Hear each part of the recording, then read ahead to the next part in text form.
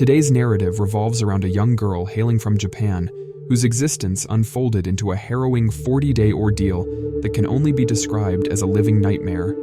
This account centers on the tragic experience of a 17-year-old named Junko Furuta. The brutality inflicted upon her was so severe that during the court proceedings, a spectator collapsed upon hearing the gruesome details. Before delving into the narrative, I feel it's necessary to issue a warning. If you find stories of intense distress emotionally challenging, it's advisable not to proceed. This caution extends particularly to children, as the narrative has the potential to evoke feelings of restlessness. The tale unfolds in Tokyo, the bustling capital of Japan. It all began on January 23, 1989, when the Japanese police apprehended two young boys residing in Ayase, just a short distance from Tokyo. Their alleged crime, the sexual assault of a 19-year-old girl.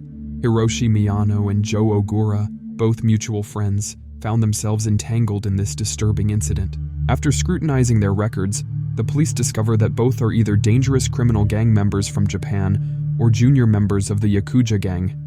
Moreover, they already have several allegations of minor crimes against them. Following this revelation, the investigation continues, and more than 2 months pass by. On March 29, 1989, when the Japanese police find an underwear from their home, they decide to intensively interrogate the duo. Subsequently, the police separate them into different rooms for questioning. However, neither of them utters a word. It then strikes the police that approximately 4 months ago, there was a murder of a woman and her 7-year-old child in Ayase. The thought arises, could they be involved in that murder as well? With this suspicion in mind, the police shoot in the dark and tell Miyano, "We know you've committed a murder." As soon as Miyano heard the police say this, he became anxious, feeling like maybe his friend Joe Ogura, who was in the other room, had spilled the beans. The police's trick worked, and after a bit of reluctance, Miyano finally broke and confessed to committing murder. It was a significant success for the police because although they were initially investigating a rape case, the truth about a murder case emerged. Subsequently, when questioned about the body, Miyano revealed the exact location where the body was disposed of. On the same day, the police along with their team reached a place called Koto in Tokyo. This place was situated on the seashore. The police then began their investigation, and shortly after, they found a large drum filled with cement and concrete in a vacant lot. A strange smell was emanating from that drum. As soon as the concrete was broken and taken out from the drum, the body of a girl was found.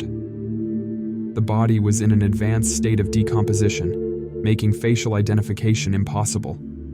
It seemed as if she had died 2 to 3 months ago. After this, the police tried to ensure the identity of the body through fingerprint analysis. However, when the identity of the dead body was revealed, the police were shocked. Contrary to his initial belief, the corpse was not that of the woman Miyano had been interrogated about. Instead, it was Junko Furuta's body. In other words, the police accidentally got information about Junko Furuta through a tricky question. If the police had not fired in the dark, perhaps this matter would never have come to the fore. After this, the police sent the body for post-mortem, and now investigation has started with Hiroshi Miyano and Joe Ogura regarding this matter. Both of them told the whole story, and it went something like this. Junko Furuta, a beautiful 13-year-old girl, was born on January 18, 1971, in Misato, Saitama, Japan. From early on, Junko showed a keen interest in academics and was a high school student at Misato. Junko was always focused on making something out of her education. She maintained distance from people involved in partying and drug abuse. Her dedication towards her studies made her quite popular in school, and she was considered a brilliant student. In October 1988, after finishing school, Junko started working part-time in a plastic molding factory. Additionally, she took a full-time job at an electronics store and was planning to join after completing her graduation in April next year. However, her qualities became a cause for jealousy. Miyano, who attended the same school as Junko, developed feelings for her. One day, Miyano proposes a date, but Junko, aware of Miyano's reputation, rejects him outright. Junko's rejection angered Miyano, who was not used to hearing no. The school knew Miyano as a gang member, and people were afraid of him. But Junko's refusal filled him with anger, and he decided to take revenge on her. Despite his intentions, he had no opportunity to put his plan into action. One evening on November 25, 1988, Miyano was traveling on a bike with his friend Nobuharu Minato, and their task was to scare someone alone and rob them of money, or if they found a girl alone, take advantage of her. As they roamed around looking for potential targets, it was around 8:30 p.m. when Junko Furuta, who worked part-time, was cycling back home. Coincidentally, Miyano was with his friend on a bike in the same area where Junko often passed through. Miyano's eyes fell on Junko, and he was looking for this opportunity, and he got this opportunity. After this, at Miyano's request, his friend runs towards Junko and pushes her off the bicycle and runs away from there. Miyano approaches Junko from behind under the pretext of helping her and acts as if he doesn't know anything. He then tells Junko that it is nighttime and he might try to attack you again, so I will drop you to your house, since Junko knew Miyano and they both attended the same school. So Junko trusts him and goes with him. After walking a short distance, Miyano takes her to an abandoned warehouse where he reveals his true intentions. He confessed that the person who pushed him off the bike was his friend, and that both of them were members of the Yakuza gang. He threatened her, instructing her to follow whatever he said, and warning that any attempt to speak would have serious consequences, even death. Upon hearing Miyano's words, Junko is overcome with fear. Following this, he raped Junko, then takes her outside. Around 9:35 p.m. that night, he takes a taxi to a nearby hotel. After reaching the hotel, he once again assaults Junko. When his desires are fulfilled, he calls Nobuharu Minato's home from the hotel room, where two more friends, Joe Ogura and Yasushi Watanabe, are present. He boastfully describes in detail what he did with Junko. After hearing Miyano's account, Joe Ogura tells him not to let Junko go, saying they'll be there in a short while. The date fast forwards to November 25th, and after midnight, it becomes the 26th of November 1988. Around 4 a.m. on the morning of November 26th, Miyano arrives at the park with Junko, where his three friends were already waiting. Upon Junko's arrival, they extract the address of her home from her school notebook. Then, they threaten and intimidate her, saying they know where her house is, and if she doesn't comply and tries to escape, their gang members will harm her entire family. Junko, left helpless in front of the four boys, is then taken to Ayase District's house. There, they subject her to a gang rape. The house, in reality, belonged to Nobuharu Minato, where he lived with his parents. However, due to work commitments, his parents were mostly away from home and only visited occasionally. Meanwhile, Junko's parents were distressed about her not returning home yet. In their attempts to find her, they searched everywhere but found no clues. The clock ticked past November 26th, and there was still no sign of Junko returning home. On November 27, 1988, Junko's parents reached the police station and filed a missing report, and the police started searching for Junko. On the other hand, as soon as Miyano and his friends found out that the police were looking for Junko, they intimidated Junko and forced her to call her home and tell them that she came out with her friends and that she is absolutely fine and safe. They should withdraw the police complaint. Hearing this, Junko's parents were also satisfied that their daughter was fine, so they withdrew the police complaint. Now Miyano and his friends got free rein, and Nobuharu Minato's house where they had kept Junko had now become a den of their debauchery. Now Miyano's friends and Yakuza gang members started coming to this house and raping Junko whenever they wanted. When Minato's parents were at home, they would force Junko to act like Minato's girlfriend. Scared Junko also did what she was told to do. But after some time, Minato's parents found out what was happening here, but they did nothing because they also knew that Miyano is associated with a gang, and their own son, Minato, was also involved in this crime. Therefore, instead of going to the police, they thought it better to remain silent, and then gradually the girlfriend-boyfriend drama also ended. Now, as time was passing, the oppression on Junko was increasing. 7 days passed, and in the first 7 days alone, Junko was raped more than 100 times. Neither did they give her proper food nor water. She was kept naked the whole day, and whenever Yakuza gang members came, she was brought in front of them like this, made to dance, and then gang raped. She was badly beaten and forced to drink heavily.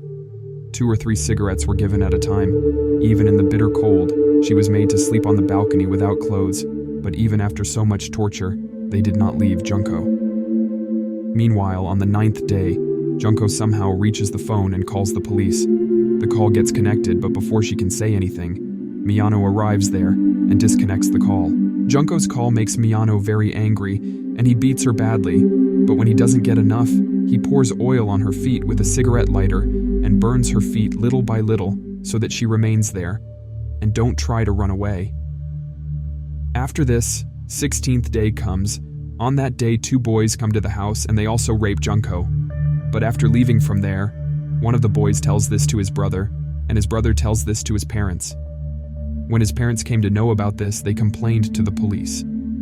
On their complaint, 2 policemen reached the door of Minato's house. But coincidentally, that day Minato's parents were present there, and when the police inquire about it, they flatly refuse and say that there is no such girl here. Hearing this, the policemen also become satisfied and leave from there. If the police had not listened to Minato's parents and searched the house that day, perhaps Junko's torture would have stopped. This could have ended, but unfortunately, it did not. As days passed, all this kept happening, but the atrocities on Junko did not reduce. She was raped several times in one day. Sometimes she was raped by 12 different people in a single day. She was beaten throughout the day, and Junko was tied to the ceiling with both her hands tied, and her body was punched like a punching bag. Even blood started coming out of her nose, due to which Junko's nose became so filled with blood that she could not even breathe through the nose and had to breathe through the mouth. I mean, how can a person do such brutality? Just thinking about it gives shivers through the body. I don't know how Junko would have endured all this. I think this 4 boys didn't deserve to be called a human being. There would hardly be any part of Junko's body that wasn't injured.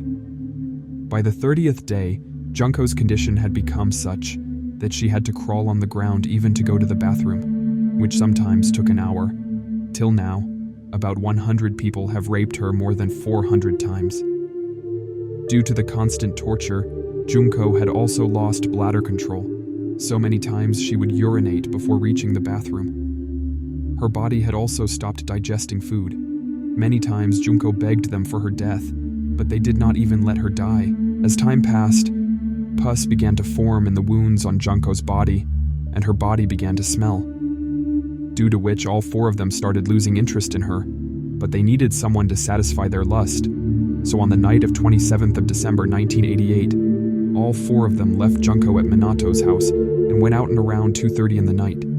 They kidnapped a 19-year-old girl, took her to a hotel after threatening her with knives, then gang raped her and released her when they had their fill.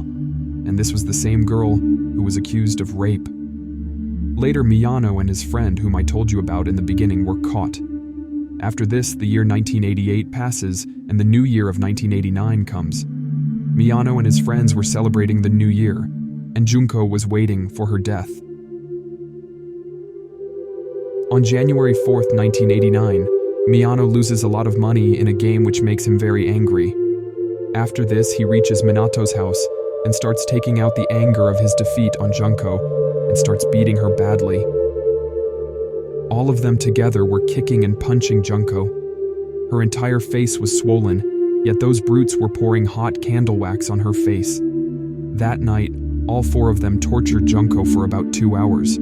Initially, Junko tried to protect herself from these attacks, but after some time, Junko also stopped responding. After doing all this, all 4 leave Junko there, and Junko could not bear this torture that continued for 2 hours continuously, and after enduring this hell for 40 days, Junko died on the night of 4th of January 1989. The next day, while the 4 of them were hanging out with the Yakuza gang, Minato's brother, who was at home, called and told them that Junko had been lying like that since yesterday, and it looked like she was probably dead. Upon hearing this news, all 4 of them ran towards Minato's house, and upon investigating, they found out that Junko had died. After this, all 4 together made a plan to dispose of Junko's body and wrapped it in 2 blankets, put it in a big bag, and put a tap around it. They then bring a large, empty 55-gallon oil drum and put the bag that contained Junko's body into this drum, and then fill it with concrete and cement. At around 8 o'clock, they load the drums into a truck and head towards the city of Koto. Koto City is a sea area of Japan, and their plan was to throw the drum into the sea, but before reaching close to the sea, they found an empty and deserted place, so they threw the drum there and left from there, and you already know the further story. When this story of Junko comes in front of the police, the entire police department is shaken. They also could not believe that how can a person do such a thing. After the testimony of Miyano and Joe Ogura, their remaining 2 friends were also arrested. But the regrettable thing was that all 4 of them were minors, so the police could not reveal their identities to the world, nor could they have given them the maximum punishment. Hence, when they were presented in the court, they were presented not by their real names, but by alphabets. Because Junko's body was discovered inside a drum encased in cement and concrete, police called this case the concrete-encased high school girl murder case. When a journalist from a magazine heard about Junko's story, he printed the names of the 4 people involved on the front page. He said that what these 4 people did to Junko was extremely cruel, and they don't deserve any human rights, regardless of what our laws say. When the whole of Japan and the world learned about this story, everyone was shocked. The story itself was so sad that anyone who heard it couldn't help but cry.